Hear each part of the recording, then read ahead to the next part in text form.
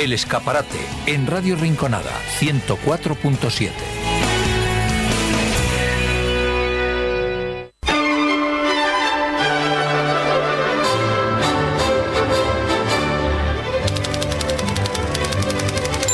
Y gracias a la magia de la radio nos podemos desplazar ahora mismo así, sin movernos del sitio, hasta una ciudad que si ya de por sí tiene encanto, como es Cádiz, más encanto aún siendo sede del 9º Congreso Internacional de la Lengua Española. Y está nuestro compañero Jairo Valencia Piedrahita. Jairo, ¿qué tal? Muy buenos días, buenas tardes ya. Ciudad encantadora, ciudad magnífica y ciudad que me tiene embelesado. No tanto como para cambiar a mi Sevilla y a mi Rinconada del Alma, que no se me pongan, no se me vayan a poner celosos los rinconeras, pero sinceramente con las cosas que están pasando en este 9º Congreso Internacional de la Lengua es para estar por lo menos ensimismado, ¿no? Por lo menos. Qué maravilla. Bueno, hoy ya es la tercera jornada del Congreso. Ayer vivimos contigo pues un repaso de lo que va a ser el primero y el avance del segundo. Te toca hacer la crónica del día de ayer. ¿Cómo fue la tarde, sobre todo? ¿Cómo transcurrió todo? Pues todo transcurrió como por el cauce que tienen que ocurrir, ¿no? Porque la segunda jornada del 9º Congreso Internacional de la Lengua Española ya tiene velocidad crucero, ya va en plena forma. Ayer en la mañana la sesión plenaria estuvo marcada por la influencia de la Constitución de Cádiz en América, así que vamos a escuchar a Juan Fernández Trigo y tenemos un esbozo de lo que fue la ponencia. Venga. Y para evitar la extensión de los derechos a América, las constituciones dejan muy claramente sin representación a Cuba y a Puerto Rico en las Cortes españolas.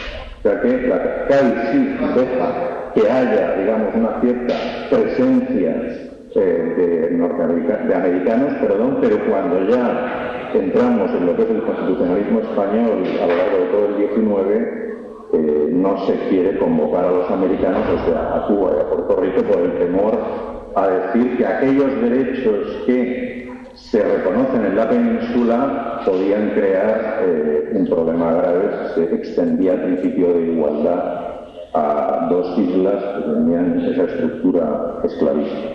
Bueno, los dejaron fuera, ¿no?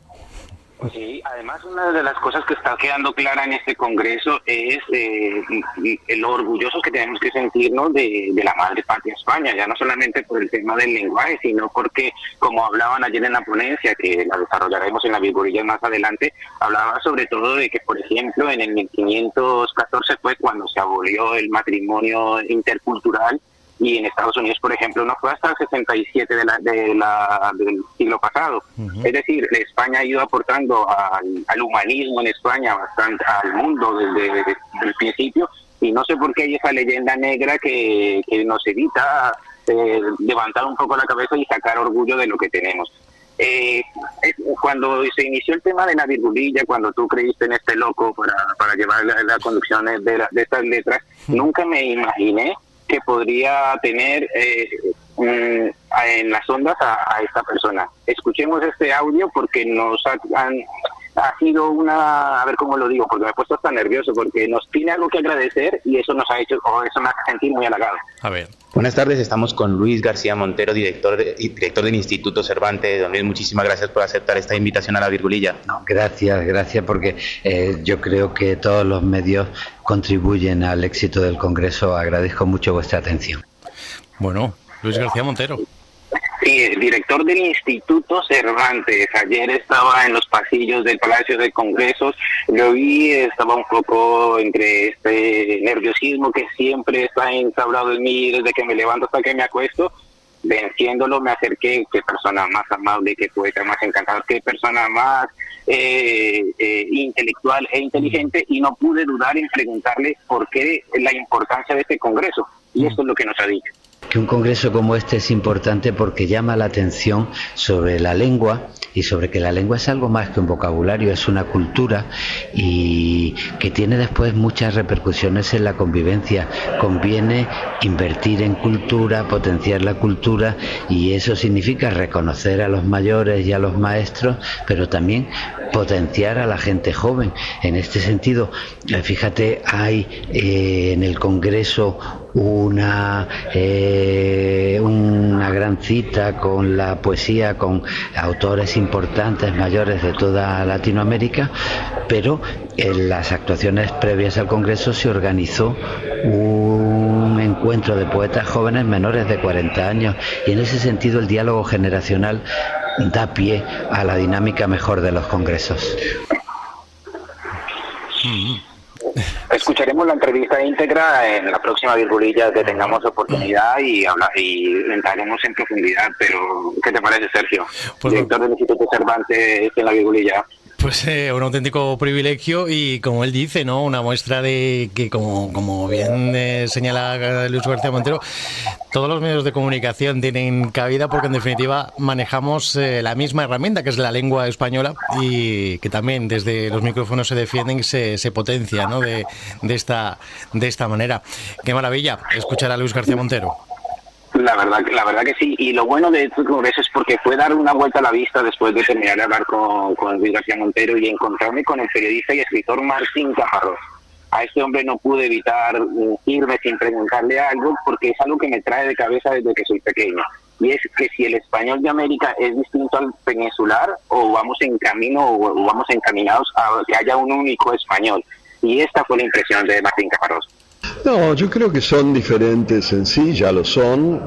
Podríamos comparar nuestras palabras y seguro que encontraríamos muchísimas distintas, pero al mismo tiempo los entendemos. Quiere decir, tú me preguntas algo, yo te lo contesto, nos entendemos, que es una cosa relativamente milagrosa. Quiero decir, que 20 países se puedan entender en una sola lengua es algo que no sucede en ningún otro lugar del mundo. No tenemos conciencia de cuán raro es eso. Es mucho más común lo contrario, que dentro de un país haya 20 idiomas que no se entienden entre sí. Entonces, ya tenemos nuestras diferencias y al mismo tiempo ya tenemos una gran base común. Una gran base común, que es la lengua española, efectivamente. Y con esto del nombrarse o llamarse lengua española, por la mañana surgió un término que me gustaría que lo escuchara porque es bastante curioso como para renombrar el español. Vamos a ver. Yo lo que trataba de decir hoy es que me parece que a esta altura no tiene sentido llamarlo español. Quiero decir, español es el gentilicio de un reino muy definido y somos muchos otros países a los que nos debería resultar un poco raro denominar nuestro idioma con el nombre de lo que se hace en otro lugar, ¿no? Y que valdría la pena buscar un nombre común, digamos, un nombre para lo que hablamos en esos 20 países, con sus enormes diferencias, pero también con su eje común. Y bueno, eso me parece es algo que vale la pena empezar a buscar, ¿no? Yo hoy proponía llamarlo ñamericano, porque bueno, yo he hablado de Ñamérica por esta cosa de la América que habla en castellano, y como la ñ es el símbolo del castellano, me parecía que era una posibilidad llamarlo ñamericano, pero obviamente es una propuesta entre muchas. La ñ con virgulilla, Jairo. La ñ con virgulilla delante ñamericano. Es un término que encontró un detractor conocido por nosotros, porque ayer, por la tarde de una de las charlas, bueno, antes de continuar, ¿qué opinas tú del término ñamericano? ¿Te gusta...? Sí, pues me parece muy acertado, ¿no? Y sobre todo la reflexión que hace Martín Caparrós, ¿no? De que español hace referencia al gentilicio de un territorio muy concreto y que el español,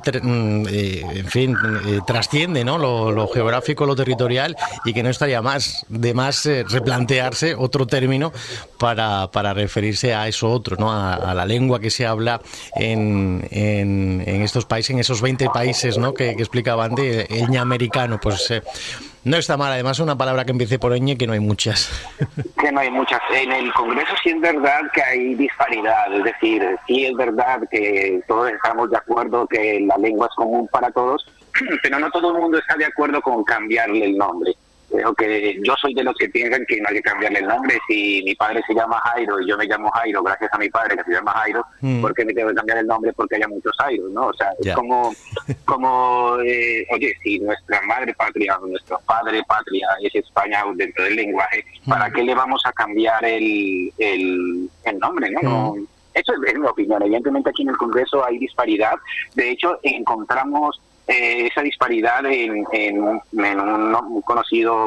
viejo conocido nuestro de la Rinconada, el Premio Factoría Creativa de las Letras Iberoamericanas 2022, Héctor Abad, que ayer en el encuentro literario desde las dos orillas que se celebró en el aula magna de la Facultad de Medicina, tuvo la forma de llevarle la contraria a su buen amigo, pero eso ya lo escucharemos en la virgulilla más grande, ¿no? Porque si no se nos acaba el tiempo. Tuve, como esto va de letras y de acentos, tuve también esa oportunidad de preguntarle a Enrique, a Héctor Abad, cuál era el acento del español que más le gustaba, y esta fue su respuesta. Mire, yo creo que hay una deformación del pensamiento humano que consiste en pensar que es más rojo, más dulce, más maduro y más rico el fruto del cercado ajeno. A mí, yo lo que he encontrado es que a mí lo que me gusta más son los acentos del español de otras partes, siempre me parecen más ricos. ¿Por qué? Porque usan palabras que yo solamente le oía a mis abuelos o a algún tío y llevaba mucho tiempo sin oírlas. Entonces me parece que es más rico el ajeno que el propio, y yo creo que ese fenómeno lo tenemos todos. Cuando alguien me dice que el español de Colombia es muy rico, me lo dicen en España, yo pienso que es por ese mismo fenómeno, porque les parece más dulce el fruto del cercado ajeno. Curiosa reflexión de Héctor. Más dulce el fruto del secado ajeno. Es algo, este hombre me cautivó, ya me cautivó el año pasado en La Rinconada, este año aún más, y como has podido ver, confundí su nombre, ¿no? Entonces esta persona, que es supremamente educada, culta e inteligente, se tomó de buena manera un pequeño fallo mío, cosecha propia, tengo que reconocerlo. Escuchemos qué fue lo que pasó. A ver. Una de las cosas apasionantes que se tiene en el Congreso Internacional de la Lengua es encontrarse, por ejemplo, al Premio Factoría Creativa de las Letras Iberoamericanas 2022. Enrique Abad, buenas tardes, gracias por aceptar la invitación a la virgulilla. Hombre, muchas gracias. Virgulilla es una palabra muy bonita, y el nombre Enrique también me gusta mucho, porque es de mi amigo Vila Matas, con quien estaba hablando. Quien tiene boca se equivoca, ¿no? Claro, y a ver, también hay que voy a poner un poco la tirita antes del corte. Yo soy una persona disléxica. Aparte, en la charla que estábamos saliendo estaba Enrique Vilamatas.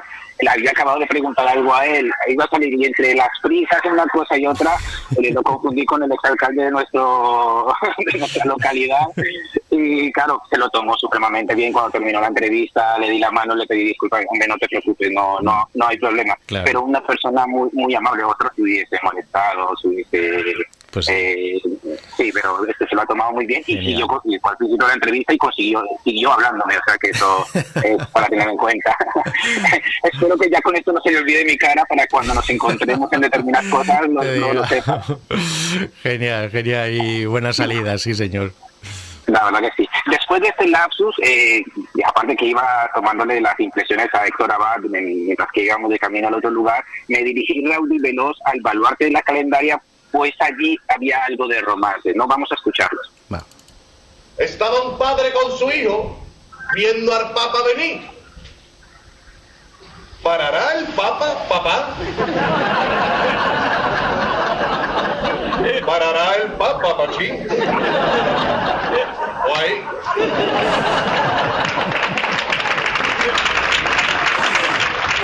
Qué maravilla.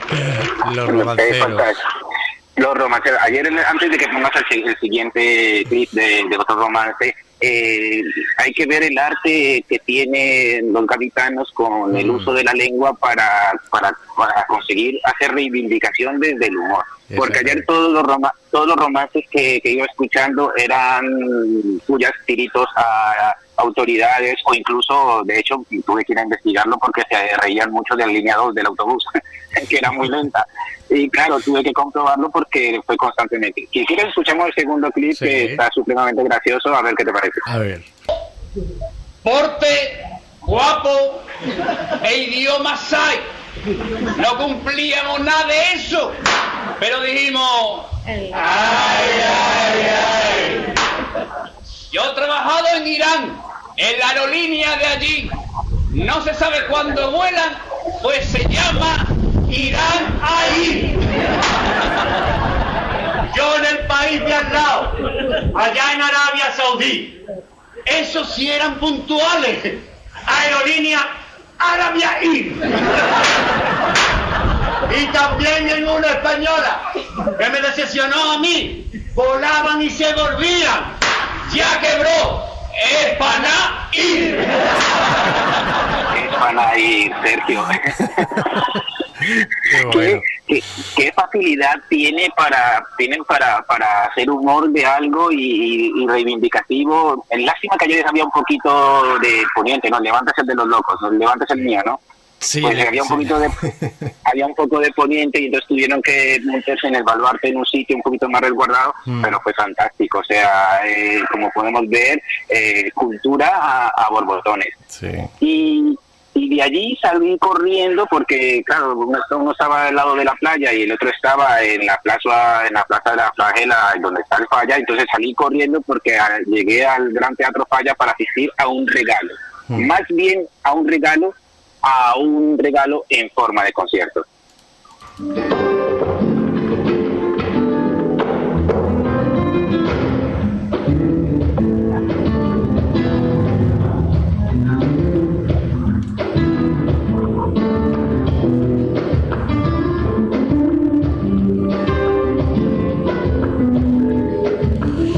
¿Qué escuchamos, Jairo? Vamos, yo creo que todo el mundo lo identifica y tal, pero vamos a recordar qué estamos escuchando de fondo. Estamos escuchando la guitarra de Vicente Amigo, que fue el encargado ayer de amenizar las noches del Falla por este 9º Congreso Internacional de la Lengua, y fue un concierto de 1 hora y media, 1 hora y 20, en la que el virtuoso de la guitarra tocó mi alma protoandaluza y me estuvo embelesado durante 1 hora y media, y encima en el lugar en el que estábamos, que era el Gran Teatro Falla. Por eso digo que no fue un concierto, fue un regalo que se cerró con un broche de oro la segunda jornada del 9º Congreso Internacional de la Lengua.